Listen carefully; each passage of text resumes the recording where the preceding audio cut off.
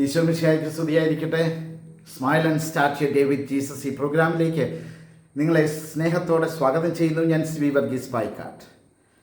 പ്രിയപ്പെട്ടവരെ, കത്തോലിക്ക സഭയുടെ യുവജന മതബോധന ഗ്രന്ഥം 527 ചോദ്യോത്തരങ്ങൾ അടങ്ങിയ ഈ മനോഹരമായ പുസ്തകത്തിൻ്റെ ആമുഖം കഴിഞ്ഞു. രണ്ടാമത്തെ ഒരു ഇൻട്രൊഡക്ഷൻ പോലെ അതും കഴിഞ്ഞു. ഇന്ന് ഞാൻ നിങ്ങളോട് പറഞ്ഞിരുന്നു, ഒന്നാമത്തെ ചോദ്യം, അതിൻ്റെ 4 ഭാഗങ്ങളാണ്. എന്താണ് നാം വിശ്വസിക്കുന്നതെന്നുള്ള ഒന്നാം ഭാഗം, അതിൻ്റെ ആ ഭാഗത്തു നിന്ന് ആണ് നമ്മൾ തുടങ്ങുന്നത്.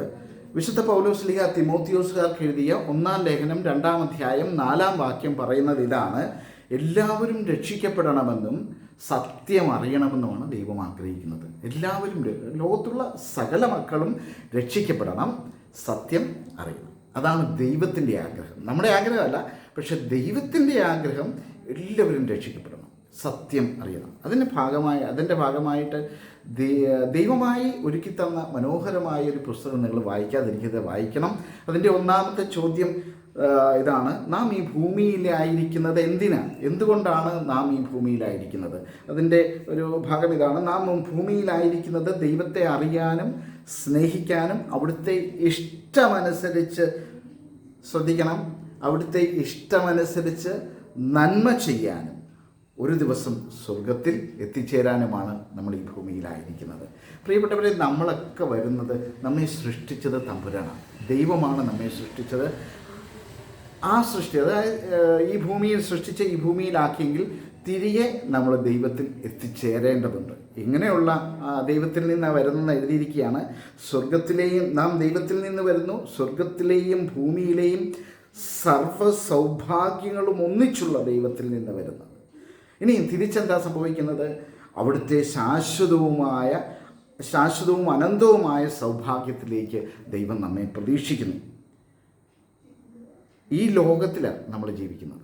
നമ്മൾ ഈ ലോകത്തിൽ ജീവിക്കുമ്പോൾ നമുക്ക് ചില സമയത്ത് ദൈവം നമുക്ക് അടുത്തുണ്ടെന്ന് തോന്നും, ചില സമയത്ത് അങ്ങനെയൊന്നും തോന്നത്തേയില്ല. പക്ഷെ ദൈവം ആഗ്രഹിക്കുന്നത് ആ സൗഭാഗ്യത്തിൽ നിന്ന് വന്നവൻ സന്തോഷത്തോടെ ഈ ഭൂമിയിൽ ജീവിക്കാനും ദൈവത്തിൻ്റെ നന്മ സ്വീകരിച്ച് ആ നന്മ മറ്റുള്ളവർക്ക് ചെയ്യാനും നന്മയിൽ ജീവിച്ച് തിരികെ ദൈവത്തിലേക്ക് എത്തിച്ചേരാനും.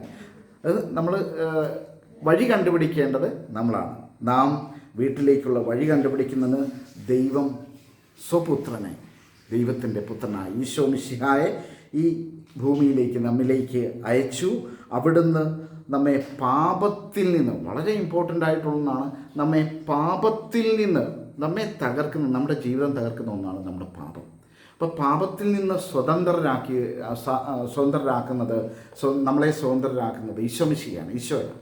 ഈശോ നമ്മെ പാപത്തിൽ നിന്ന് സ്വതന്ത്രരാക്കുകയും എല്ലാ തിന്മയിലും നിന്ന് മോചിപ്പിക്കുകയും യഥാർത്ഥ ജീവിതത്തിലേക്ക് തെറ്റുവരാത്ത വിധം നയിക്കുകയും ചെയ്യുന്നു.